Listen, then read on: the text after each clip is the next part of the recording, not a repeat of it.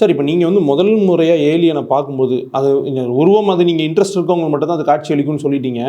முதல் முறையை நீங்கள் பார்க்கும்போது உங்களுக்கு என்ன மாதிரியான உணர்வு இருக்குங்க சார்? ஃபஸ்ட்டு டைம் நீங்கள் ஏலியனை பார்க்குறீங்க. ஃபீலிங்லாம் ஒன்றும் கிடையாதுங்க. ஜஸ்ட்டு என்கிட்ட ஏதோ நான் கம்யூனிகேட் பண்ணா, புரியுதா? அது என்னன்னு எனக்கு சரியாக ஞாபகம் வரல. இல்தக்கா செய்ய அந்த மாதிரி. ஆமாம், எனக்கு என்னன்னு இல்லை. ஆனால் இன்னொரு நேரம் வந்துக்கிட்டு நீ வந்து இப்போ அரசியல் மாதிரி நாங்கள் வந்தால் மக்கள் வந்து 90% மக்கள் பல மதங்களை ஃபாலோ பண்ணுறாங்க. இஸ்லாம், கிறிஸ்டியானிட்டி, இந்து மதம்.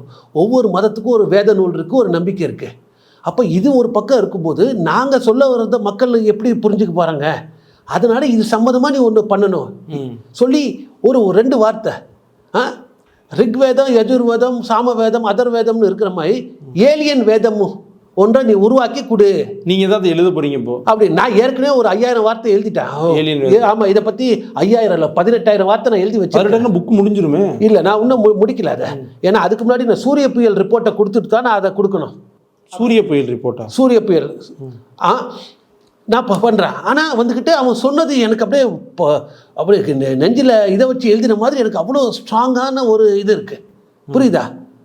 ஒரு கைடு தான் காட்ட முடியும்.